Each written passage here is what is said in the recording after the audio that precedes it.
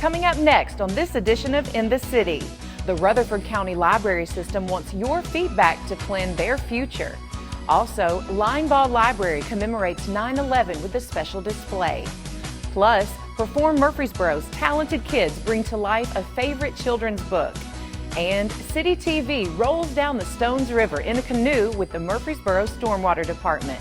We'll tell you all about those stories and more coming up right now on this edition of In the City.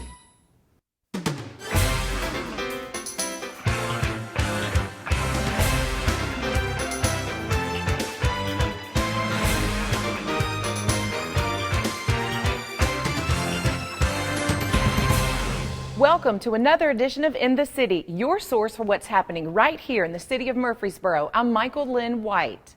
The Rutherford County Library System Board is asking for citizen feedback regarding the future of their public libraries. When you think about the future and the growth of Rutherford County, we are one of the fastest growing counties in the United States, obviously in Tennessee as well, but we cannot just sit where we are and not think forward. So the board of the Rutherford County Library System has formed an ad hoc committee to study and to get feedback about where we need to go as a future in our library system. You know, what will future libraries look like? What do we need to offer? What services do our libraries need to have? So they have already spoken with library staff. They've spoken with our boards, our Friends of Linebaugh, Friends of Eagleville, Friends of Smyrna groups, but now they're looking for public input, and they want to hear from you. They want to hear from people in our community to say, why are libraries important? What are we offering now that you enjoy and you like? But then, what do we need in the future? What kind of services are we missing, perhaps, that we can offer in the future? And so they're taking that input, and then they will do some studies and see what we need to do to expand our library system or to offer more in the future. The Technology Engagement Center, which is on Minerva Drive on the campus of the Hobgood Elementary School, but not part of Hobgood Elementary, is our newest branch, obviously. Of course, it's been there 3 years now, which is hard to believe. But it was one of those libraries where we saw the need for more technology, and so it is a shelfless library, we call it, so it doesn't have any books, let's say, on the shelves as a typical library would have, but it has public computers, has meeting space. They do a lot of activities with STEAM and STEM. Our board was the visionary for that. Gary Green was our board chair at the time, and it was a wonderful looking forward project that we had with the library. And so this is what we're doing again. We're seeing where we're going from there. So in order to give input, we have an email address set up specifically for this committee to be able to go in and receive the input from the public, and it's called mylibrary, M-Y library, at rclstn.org. You just give us your input, what you think we need to be doing in our library system. If you have ideas about places where you think libraries should be, just whatever you think a public library needs to do to serve the community better. We would probably like to do it within the next month. I would say 2 months max. I mean, they don't want to drag it out too long, so I would say the sooner the better that you go to mylibrary at rclstn.org and write that email. They would appreciate it. Communities need libraries, and any time that you have a public library within a neighborhood or a community, it is a vibrant place. Children and families come to them. It's a place where you develop that love for reading, and anytime you have children that know how to read and understand, have a good vocabulary, they're going to succeed well in the world, and they do well in school and in work, and it's always a benefit. So libraries from the beginning always benefit a person throughout their life. The 9/11 Museum in New York sends out information for libraries and schools to use to commemorate this important day in our history. Linebaugh Library highlights an exhibit from the 9/11 Museum sent out to schools and libraries across the country to educate and remember this tragic day. Linebaugh Public Library is very happy to be able to commemorate the 20th anniversary of the events of 9/11. It was a horrific day, and it changed our world. and we want to be able to have the community have a place that they can come and learn more about it, remember it, but also to teach the new generation of children and young people that didn't live through that day. There's a timeline display and also a selection of books, movies, and online resources about 9/11 if you're curious and want to learn more. So we have the display here, the posters. We also have books displayed, and we've done a timeline of the events of that day of 9/11, exactly what happened. And also we have some patrons that have done a display in our foyer. One of our patrons was in the Peace Corps in the area near Afghanistan, and so he's done a display of that part of the world and some things that he remembers from his time there. As the nation remembers this horrific day from 2001, Linebaugh is proud to participate in educating young people about 9/11 and provide materials for those who lived through it as part of a promise to never forget. There's a lot to be remembered we don't want to forget. The Perform Murfreesboro program shows off the talents of kids ages 6 to 12 in a live production of Pirates Past Noon Kids. Perform Murfreesboro brings the production of Pirates Past Noon Kids to the stage at Washington Theater inside Patterson Park. 10-year-old Ethan Gibson shines in the role of Jack in his second play with Perform Murfreesboro. He says being a part of this program is not only fun, but helps kids in other ways, too. It brings out their natural selves, and I feel like they get to know other people better and have more social skills. Kids ages 6 to 12 work hard for weeks preparing for 3 weekend performances that last about 45 minutes. 11-year-old Caleb Rutherford gives advice to any kid thinking about auditioning for a Perform Murfreesboro production. It's really fun. It might seem scary at first and right before the play, but it's really worth it. Livy Berry, who plays Tiki the Seagull, says she loves being in these productions because of the feeling of being on stage and meeting new friends. You get to know people, and I think that's good because if you're like a kind of person that isn't very good with other people, this would be a good experience for you to get to know people. Perform Murfreesboro strives to be a positive influence on kids through theatrical arts, helping them gain confidence in themselves and develop skills like public speaking and critical thinking. For CityTV, Michael Linn White.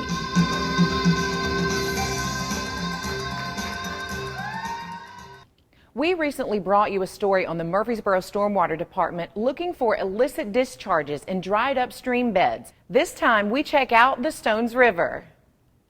I spent a half a day in a canoe with the Murfreesboro Stormwater Department looking for illicit discharges in the Stones River. Summer months are the opportune time to do this because water levels are down. In a past story, we highlighted this task, but it was done by walking in dried stream beds. We're out on the West Fork today, Stones River. We're starting at Searcy Street and paddling downstream to Thompson Lane. And we're screening outfall stormwater discharges. So these are pipes that convey water to the river during storm events. And so we've been several days, at least 3 or 4 days, without any rain at all. So this is a great time to screen the rivers because if we find flow, we'll have to further investigate. So we're also going to use the opportunity to do a little cleanup. We've got an extra boat here beside us. We're going to try to fill it up with trash while we're out, but the vast majority of the cleanups are done by volunteer groups in Parks and Recreation. We're just going to try to pitch in a little bit. And these outfalls that we screen, these are not like the newer subdivisions where all the stormwater runs into a stormwater control measure like a bioretention area or a detention basin and treats the water. A lot of these outfalls that we'll see today go directly to the river here. So anytime there's new construction, we go out and map everything, all the inlets, all the head walls, the ditches, the ponds. And since it's new construction, you can normally follow it straight down to whatever stream it's going to. In the older sections of town, these systems were installed a long time ago that covered up in vegetation. So it's not uncommon that when we're out here doing a screening, we find a new one and we'll take a point and that'll become part of our inventory. All right, from my map, I can see that there's a stormwater discharge point up ahead on the right. If it were just me looking for it in full vegetation like we've got now, it'd be hard to find, but I can paddle right up to it on our map to be able to see if it's got any flow. Yeah, this is our outfall right here, and so it's not flowing. There's not much to it. All you can tell is there's a little incision in the bank. Yeah, another good thing about floating the river in kind of the dry time or the base flow period, that's basically when you're not really having any rain events, and basically all that's coming in the river is groundwater. And so we've got a water quality probe that measures dissolved oxygen and temperature. And so what we can do is every so often we'll take a point using our GPS, and then we'll put in the probe readings, and it'll give you a different temperature, and that's useful so you can bring it back to the office and you can map it out based on color. So for instance, if you had a bunch of points going all up and down the river and there's a variation in temperature, you can map the cooler temperatures as, say, blue. You could exaggerate, and the warmer temperatures as red, and then you would get an idea of where maybe some groundwater's coming in. Yeah, we will do this particular section once a year, every year. This time of year in the dry season. This kind of represents downtown, the innermost part of the city. It's old infrastructure, so there's not a lot of treatment, detention ponds, and so forth. And then we'll pick another stream and we'll rotate it, another tributary, and we'll walk that stream or screen the outfalls, and then we'll just sporadically check the system up in the catchment and the watershed. So we've got 3 coming up, 2 on the right, 1 on the left. So what we see right here is an open fracture or joint in the bedrock. And a lot of times as water infiltrates into the ground, and it'll eventually make it down to the bedrock. Once it makes it down to the bedrock, it'll start following these fractures and joints like you have right here. And if the joint or fracture gathers enough water, this is where you may find springs and seeps come out. This one's dry, but there has been a spring here in the past. Yeah, so here we have a outfall. It's not flowing, but it gives us some more information. It's probably got a fairly large drainage area because of the amount of cutting that's doing or eroding of the channel. And so where this bank gets displaced, it's going to put sediment downstream. Sediment was the #1 source of pollution, stream pollution in Tennessee. And a lot of people think of sediment as being lost off of construction sites. It's got the black silt fencing around it.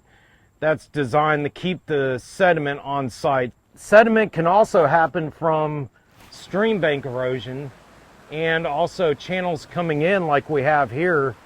They're large enough that they're starting to cut back and become unstable. Okay, most of what we've seen are open channels. The drainage system of pipes and inlets and so forth kind of discharge out into an open channel. This, on the other hand, is an example of where the pipe is discharging directly into the river. So there's really no chance for treatment. All those pollutants can come straight here without any treatment whatsoever. We'd like to put in some kind of treatment feature like a bioretention or just simply vegetation to help infiltrate some of the water that would be coming down here. It's also a good time to sample springs. Like I mentioned before, a lot of the water coming in, when you're going a week without any rain, a lot of the water coming in is groundwater. And if you can actually find the spring, it's a good time to kind of sample that, just make sure everything's good. All right, we're here at one of our larger springs. We're right, if we were up on the main road, we'd be right near the intersection of Broad Street and Northfield Boulevard. So since we've mapped all of our springs, we know to expect this. We know where most of our groundwater inputs come in. It's not flowing a whole lot right now. It normally is a pretty large spring, so the last week or so it's been relatively dry. So now we're about to the end of our trip, but we're looking at a bed of limestone here, and you can see water stains.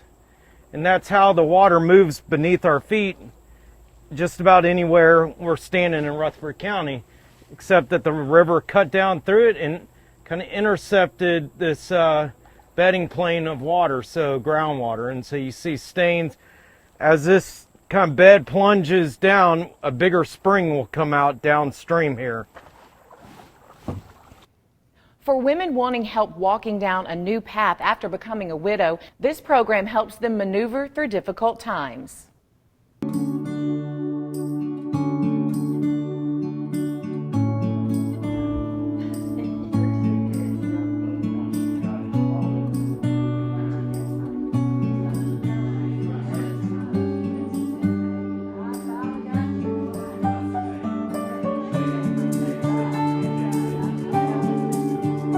I'm hoping that I turn a lot of people in Murfreesboro into butterflies.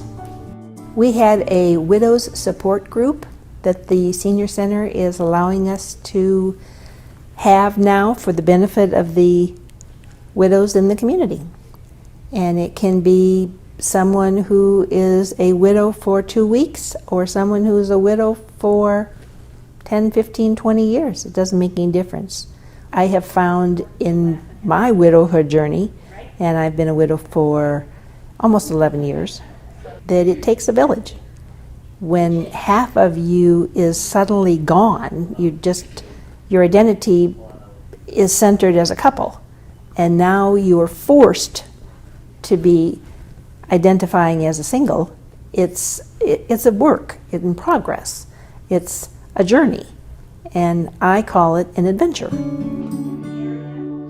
Many counselors and groups will tell you that, well, you'll have your grief for the rest of your life, but you'll get used to it. No, I feel that we are all given gifts. We are all given a person inside of us, and if we are filled and consumed with anger and frustration and grief and depression, we can't let that gift come out.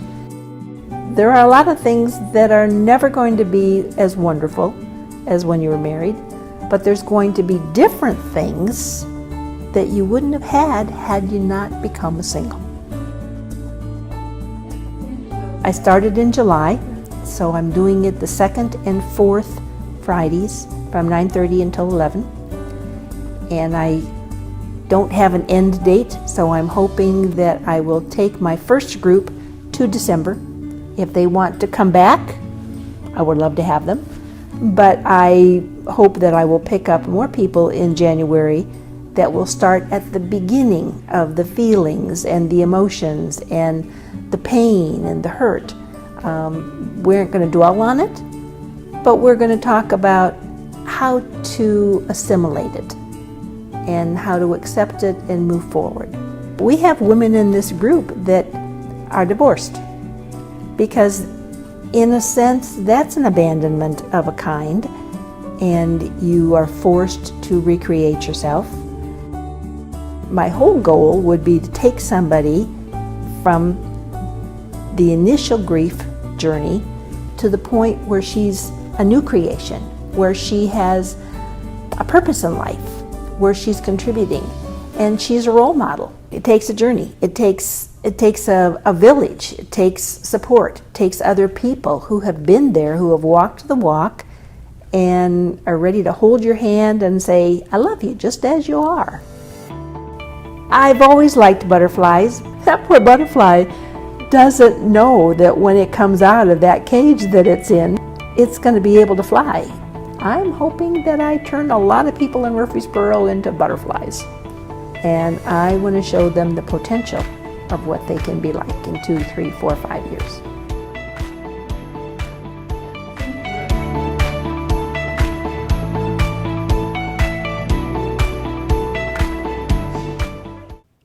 Is that time of year when all the beautiful trees in the city shed their leaves. We explain the proper way to place your leaves for the most efficient removal. Leaf collection season is underway by the Murfreesboro Public Works Department. Here are a few tips how you can help in the process. Please keep loose leaves separate from yard waste like brush, debris, and limbs. Only biodegradable paper bags are accepted for those residents who choose to bag their leaves. Place tree limbs and brush parallel to the street. Make sure the debris is in one pile only instead of several piles. Don't place brush longer than 10 feet in length. Don't place brush under low-lying power lines and cable lines to allow room for the boom to work. Don't park a vehicle near the brush pile during daylight hours. Most of the leaf collection season typically ends before the Christmas holidays. Crews will continue picking up bags of leaves until the end of January. Once again, leaf collection season is underway by the Murfreesboro Public Works Department. On September 20th, 2021, the City of Murfreesboro launched a website for the public to report odors or gas believed to be coming from the Middle Point landfill. The site, murfreesborotn.report, contains a simple complaint form. Also, a shortcut link can be found on the city's main website. By launching the odor reporting website, the city hopes to reduce confusion and improve the reporting process by collecting information directly from the public. The Murfreesboro Water Resources Community Affairs Department is excited to announce Imagine a Day Without Water High School Artwork Contest, and they need your help. They are asking for the community to help urge our youth to acknowledge the value of water and how important it is to act in preserving our most precious resource.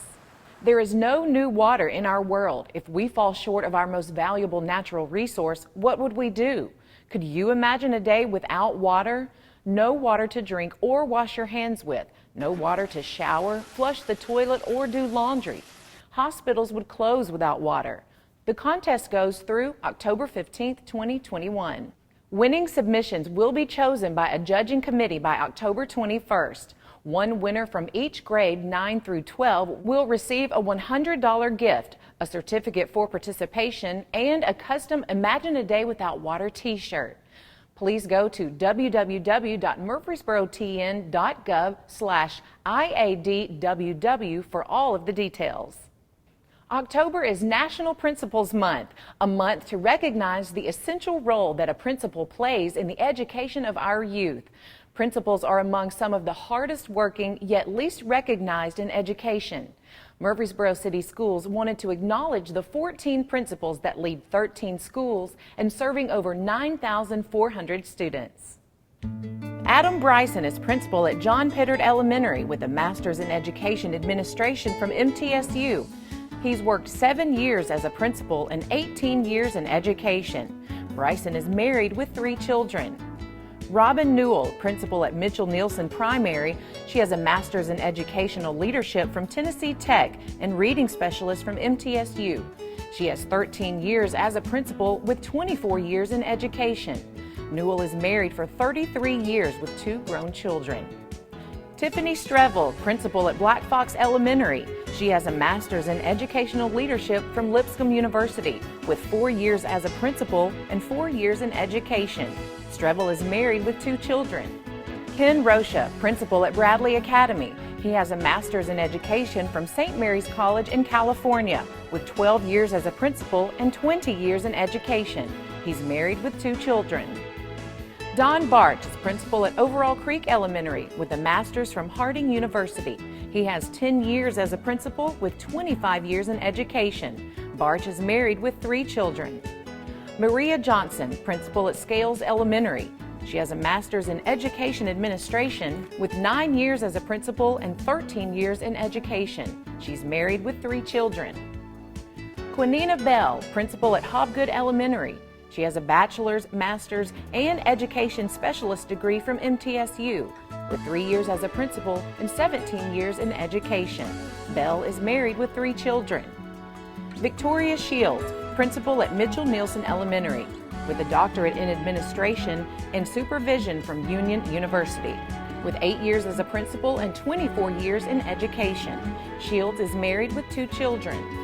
Caitlin Bullard, principal at Cason Lane Academy, with a Doctor of Education from Trevecca Nazarene University, with 3 years as a principal and 11 years in education. Bullard is married with 2 children.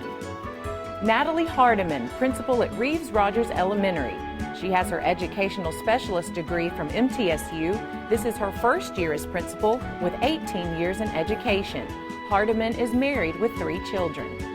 Yanisha Campbell, principal at Northfield Elementary, with her Educational Specialist degree from MTSU, with 8 years as principal and 22 years in education.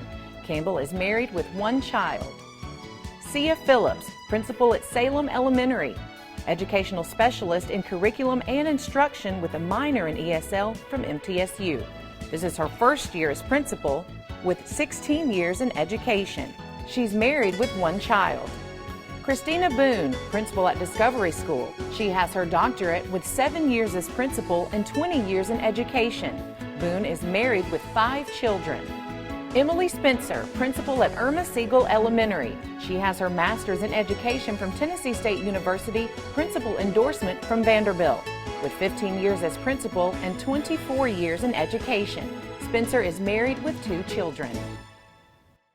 Speaking of principals, Discovery School and Overall Creek Elementary received the designation of Tennessee Reward Schools, with Irma Siegel Elementary missing the designation by a mere fraction of a point. Reward status is the top distinction a school can earn in Tennessee. The annual Reward School designation identifies schools that are improving overall student academic achievement, growth for all students and student groups. This is the 5th consecutive year that the state has awarded the Reward School distinction to Discovery School, and the 2nd consecutive year for Overall Creek. Approximately 20% of the schools in the state have earned reward status historically. I believe this designation is in direct response to the concentrated focus on student learning by our teachers and administrators, says Dr. Trey Duke, director of Murfreesboro City Schools. We applaud the staff and students at Discovery and Overall Creek for receiving this designation. Rutherford County will host a free household hazardous waste collection on Saturday, November 6, 2021. Items can be taken to the City of Murfreesboro Solid Waste Department located at 4765 Florence Road between 8 a.m. and 12 p.m. This is the only location where items will be accepted. This will be the only collection event of the year. It's free and all households are encouraged to participate. Unfortunately, paint of any kind or electronic waste will not be accepted at the event. For more information on how to properly dispose of latex paint, electric waste, and a complete list of accepted and unaccepted items, go to solidwaste.rutherfordcountytn.gov or contact Rutherford County's Solid Waste at 615-898-7874. Greenhouse Ministries wants to invite you to their grand opening street fair Monday, November 15th at 307 South Academy Street from 5 p.m. to 9 p.m. to celebrate the opening of their new building, a 2-story building that will provide office space as well as units for underhoused men in the community. Tickets are $25 and all proceeds from the event will go towards the final phase of the new building. There will be music, street performers, carnival games, and arts and craft vendors. Tickets provide entry and a t-shirt. Go to greenhousemen.org. The Rutherford County Health Department will transfer all COVID-19 operations to include vaccinations and testing to the former State Farm Operations Center located at 2500 Memorial Boulevard beginning Friday, October 1st. Appointments will no longer be necessary for COVID-19 vaccinations. Vaccinations will be administered Monday through Friday from 8:30 a.m. to 12 p.m. and 1:30 p.m. to 3 p.m. Drive-through testing will be available Monday through Friday from 8:30 a.m. to 12 p.m. Everlywell self-test kits are also available on site. The Rutherford County Health Department has plans to partner with another testing company in the near future to provide opportunities for weekend testing. Well, that's it for this edition of In the City. As always, for more information about the city of Murfreesboro or any of the stories you've seen here, you can always visit our website at www.murfreesborotn.gov. And if you want to see any of the stories that you've seen today or catch up on some of the latest city news, you can always visit the City of Murfreesboro's YouTube channel. I'm Michael Linn White, and until next time, we look forward to seeing you in the city.